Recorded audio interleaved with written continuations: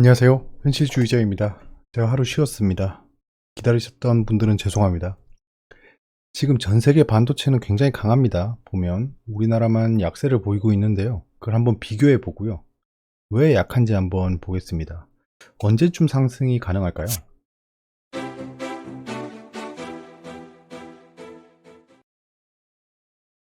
네, 전 세계 반도체 업황을 한번 보겠습니다. 가늠할 수 있는 지표가 있죠. 그 지표 기준으로 전 세계가 어떻게 흘러가고 있는지 한번 보는 거예요. 그리고 방산주를 주목해야 할 시기가 오고 있습니다.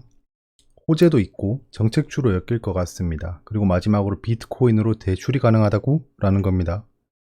현재 코스피 상황을 보겠습니다. 지금 가열차게 또 상승하다가 조정을 보이고 있는데요. 아직은 뭐 그렇게 우려할 구간은 아니고요. 거래량이 폭발하면서 음봉이 뽑힌 게 아니기 때문에 괜찮을 것으로 보여집니다. 지금은 이동평균선이 모이고 있다.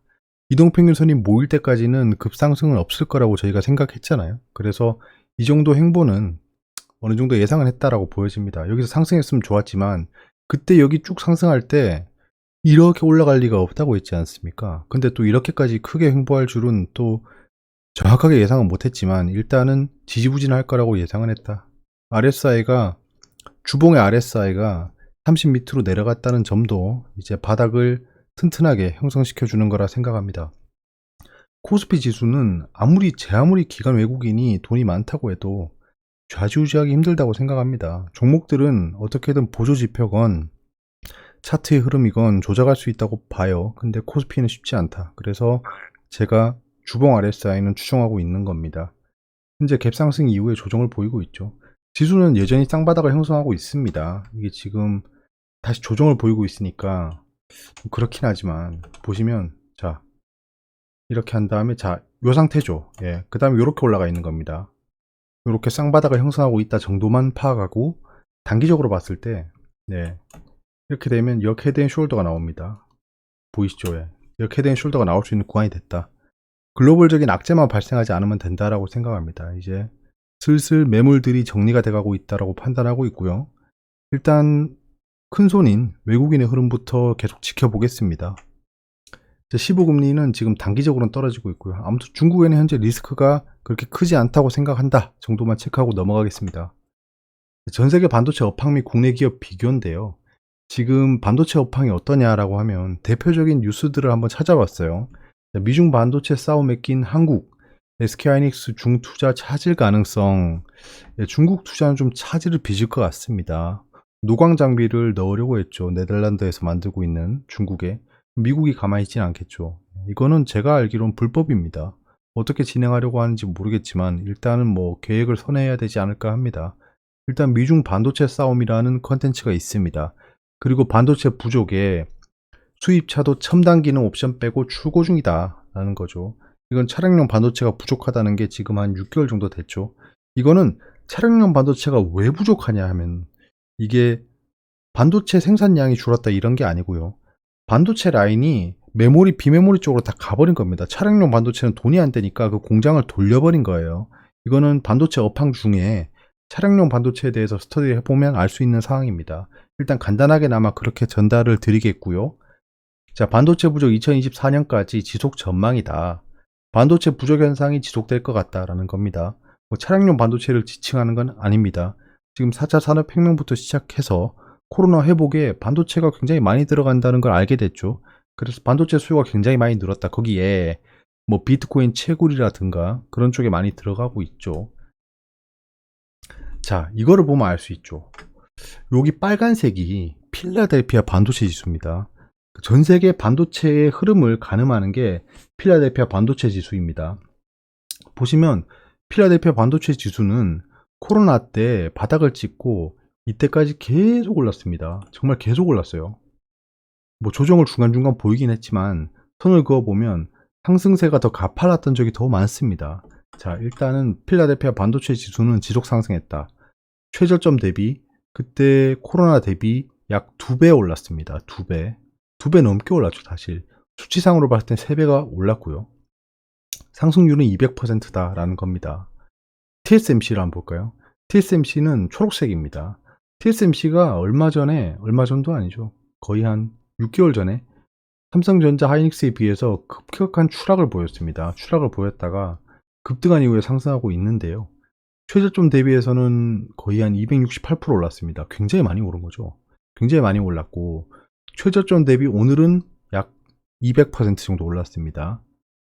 자, 그리고 삼성전자를 보실까요? 파란색입니다. 파란색인데 지금 굉장히 지지부진합니다. 최근에 이렇게 지지부진하죠. 삼성전자 혼자 지지부진합니다. 왜냐? 최근 한 달간을 비교해 봤을 때 필라델피아 반도체 지수는 15% 올랐지만 삼성전자는 거의 제자리입니다. 거의 제자리고 하이닉스를 볼까요? 하이닉스는 주황색입니다. 주황색인데 최근에 상승하는 모습을 보여주고 있습니다. 하락폭이 좀 크긴 했죠. 삼성전자보다 하락폭이 좀 컸는데요. 반등폭이 더 커지고 있습니다. 그때 하이닉스가 예전에 인텔 반도체를 인수한다고 했을 때 굉장히 크게 흔들렸었는데 결국에는 호재로 작용될 것 같다라고 판단했었잖아요. 전 그래서 삼성전자보다는 SK하이닉스에 들어갔던 거고요. 지금 현재는 괜찮은 수준입니다. 괜찮은 수준인데 최근 한 달간 필라델피아 반도체 지수가 15% 오를 때 하이닉스는 13%로 TSMC보다는 강했습니다. 최근 한 달은요.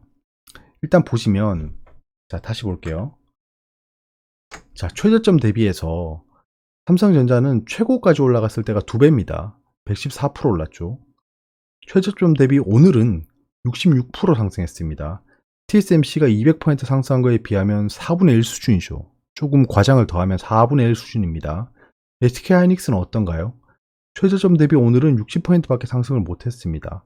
그럼 필라델피아 반도체 지수가 약 3배 가까이 올라가면서 200%를 때릴 때 삼성전자랑 하이닉스는 60%밖에 못 올랐다는 겁니다. 시가총액이 커서 그렇다라고 하기엔 TSMC가 설명이 안 되죠. 그러니까 반도체가 지금 전 세계적으로 상승하고 있는데 삼성전자, 하이닉스는 요 모양 요 꼴이라는 겁니다. 그 와중에 SK하이닉스가 조금 더 강하다라는 게 좀 보여집니다. 일단 글로벌적으로 반도체는 상승 중이고 그 중에 비메모리 반도체가 득세를 하고 있다라고 보시면 될 것 같습니다. 메모리 반도체보다는 비메모리 반도체가 더 업황이 좋았다. 결론적으로는 한국 반도체 업체가 현재 저평가 상태이긴 하다는 겁니다. 반도체 시장으로 봤을 때 그러는 거예요. 근데 메모리, 비메모리는 좀 나뉘겠죠. 근데 삼성전자랑 SK하이닉스, 특히 삼성전자는 비메모리 반도체로 약진하고 있기 때문에 키 맞추기에 들어갈 거라고 예상하고 있는 겁니다. 이건 업황을 고려했을 때예요. 아까 서두에 반도체가 2024년까지 부족하다, 아직 슈퍼사이클이다라는 얘기가 있었잖아요. 그거를 고려해 봤을 때 이제 지수의 상승이 나오면 대형주 중심으로 상승을 시작할 겁니다. 그때 키 맞추기를 예상한다라는 겁니다. 내일은 삼성전자와 SK하이닉스 그리고 중소형 반도체주의 매매 동향을 한번 리뷰해 보겠습니다. 뭐 여러 가지 있겠죠. 뭐 DB하이텍이라던가. DB하이텍은 저는 뭐 단기 트레이딩 중심으로 해서 가지고 있지 않은데요. 예전에 대상승 전에 가지고 있다가 상승의 끝까지 못 먹고 팔아버렸죠. 예, 근데 저희 집 사장님은 가지고 계십니다. 그 DB하이텍 또 뭐 있죠? 네페스 생각나는 것들 많죠. 그런 것들 몇 개 추려가지고 랜덤으로 추리겠습니다. 보겠습니다. 자, 그리고 방산주를 주목해야 할 시기가 왔다라는 건데요. 어떤 말이냐 하면 최근에 뉴스가 떴죠. 한국산 미사일 제대로 일냈다. 천궁이 아랍에미레이트에서 4조의 잭팟을 터뜨렸다라는 겁니다. 그 중에 체크해봐야 될 그 키워드는요. 아랍에미레이트에 처음으로 수출했다. 수출된다. 이걸 왜 수동태로 쓰지? 자, 그 다음에 계약 금액은 4조 원으로 국내 방위산업 수출 역사상 최대 규모가 될 전망이다. 무언가 기름이 들어왔죠. 예, 이제 불이 활활 타고 있었는데 기름이 들어왔습니다.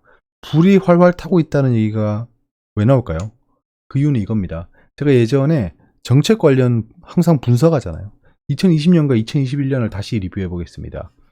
2020년 예산안을 보면 이때 슈퍼 예산 512조 할 때죠. 513조였네요. 그때 키워드가 슈퍼 예산 512조였는데 실질적으로 513조였다. 근데 뭐 여야 조율 과정에서 더 떨어졌었죠. 아무튼 그때 보면 국방 분야가 약 50조 원입니다. 50조다. 국방 분야가. 다른 이 산업 중기 에너지, 일자리, R&D, SOC에 봤을 때 거의 2배 이상 차지하고 있는 굉장히 큰 규모입니다. 그런 큰 규모가 7.4% 상승했다라는 겁니다. 국방비에 들어가는 돈이 더 많습니다. 뭐 군대 첨단화 이런 얘기들을 굉장히 많이 하고, 특히나 대선 후보들이 항상 주장하는 게 국방입니다. 뭐 어쩔 수 없는 거죠. 우리나라 상황상 그 국방을 굉장히 강조하고 있다. 2021년도 볼까요? 8.5% 늘었어요. 이때 슈퍼회사 어쩌고저쩌고 했었는데 거기에 8.5%가 더 늘어난 555조로 편성했었습니다. 자, 이 중에 보면 국방이 또 5.5% 올랐어요. 상승폭이 뭐 산업중개에너지보다는 크지 않았지만 국방이 굉장히 크게 상승했습니다. 2.7조 원이 늘었죠. 2.7조 원. 그 정도로 정책 관련해서는 국방을 빼놓을 수가 없다는 겁니다. 근데 이제 뭐가 다가오고 있죠? 대선이 다가오고 있습니다. 대선에서 대선 주자들이 지금 북한이랑 긴장 상태죠. 그런 것들을 주장하면서 국방에 대한 강화를 계속 얘기할 겁니다. 그럼 뭐 미사일 관련주 상승하고 뭐 여러 가지 있죠. 뭐 하나 시스템부터 시작해서 주말에 방산주를 간단히 리뷰하겠습니다. 빅텍 이런 거는 해야 되는지 모르겠지만 빅텍도 한번 보죠. 다음 정책 관련주로 예상하고 있습니다. 이거는 약간은 건전한 정치 테마주라고 보여집니다. 그러니까 뭐 후보의 뭐 지지도 올라갔다고 뭐 상한가, 후보의 뭐 삼촌의 친척의 오촌 동생인기라 하면서 올라가고 이런 게 아니고 정치 테마, 즉 정치인들이 주장하는 정책을 따라가는 종목들을 얘기하는 겁니다. 그래서 약간은 건전한 정치 테마주다라는 겁니다. 자, 그리고 비트코인으로 대출이 가능하다고 합니다. 이게 무슨 소리냐? 한번 들어보면 비트코인을 담보로 대출받을 수 있는 서비스가 나온다. 국내 최초다. 세금을 내지 않고 현금화할 수 있는 길이 열린다는 점에서 주목된다. 뭐 이런 얘기를 하고 있습니다. 첫 서비스 총 대출 규모는 1억 달러라고 합니다. 1억 달러. 1180억 원. 뭐 그렇게 규모가 크진 않네요. 연 이자율은 카드론 수준인 16%이다. 라고 합니다. 이런 기사가 떴어요. 여기서 뭐, 그럼 비트코인으로 대출받아야지 이런 생각은 안 하고 있습니다. 뭐 저는 일단 비트코인도 가지고 있지 않고요. 다른 가상자산을 가지고 있죠. 근데 여기서 체크해 봐야 될 점이 몇 가지 있는데요. 그 중에 하나가 연 이자율이 16%라고 합니다. 이 사채 아니야 이거 완전. 예. 그리고 이 기사의 목적이 뭔지 바로 보이는 거죠. 이 비트코인 대출해주는 업체에서 광고를 낸 거라고 전 매우 여겨집니다. 왜냐하면 여러 가지 미사오가 있어요. 자, 왜 저런, 그럼 비트코인을 담보로 대출받을 수 있는 서비스를 출시했다라고 하고 끝내면 되는데요. 그래. 비트코인을 담보로 대출받을 수 있다. 이자는 16%다. 하고 끝내면 되는데요. 여러 가지 미사오가 들어가 있다라는 겁니다. 어떤 건가요? 내년부터 가상화폐 수익에 22% 과세가 예고된 가운데 저 얘기를 왜 하는 거죠? 저 얘기 왜 하는 거죠? 예. 세금을 내지 않고 현금화할 수 있는 길이 열린다. 해석을 하고 있죠. 예. 이 현상에 대해서 해석을 하는 얘기들이 굉장히 많이 들어가 있다라는 겁니다. 세금을 내지 않고 현금화할 수 있다니요. 그럼 세금은 안 내는데 이자는 엄청 내야 되잖아요. 차라리 세금을 내고 말지. 과세가 22%인데 이거는 이자는 계속 내야 되지 않습니까? 그럼 이자 1년에 16%, 2년이면 뭐 누적으로 뭐 32% 이렇게 따지면 그냥 가상화폐 수익 22%가 더 싼 거죠. 이거는 일회성으로 내고 마는 건데. 그러니까 이렇게 그 시야를 가리고 호도한다라는 겁니다. 거기에 16%가 뭡니까? 세금을 내지 않고 현금화 한다니요. 예. 자, 대출이 중요한 게 아닙니다. 여기서 이제 상품으로 인정하고 있다라는 거를 캐치할 수도 있습니다. 비트코인을 담보로 받았다는 겁니다. 그러니까 담보로 받았다는 건 보통 거기 전당포 가면 금시계 맡기고 금리빨은 못 맡기지. 뭐 맡기죠? 금시계, 금가락지, 그다음에 뭐 금목걸이 이런 거 맡기잖아요. 그러니까 굉장히 가치를 부여할 수 있는 것들을 맡겨서 돈을 받아내는 겁니다. 근데 이 비트코인을 담보로 받겠다라고 선언했다는 겁니다. 뭐 어찌되었건 뭐 리스크 테이크는 하겠죠. 근데 이자율이 16%인 걸 보면 안전한 상품으로 보진 않는 것 같습니다. 그래서 결론적으로는 이제 비트코인 뭐 그런 가상 자산들을 진짜 자산으로 인정하고 있다라는 겁니다. 이건 굉장히 주목해 볼 만한 포인트겠죠?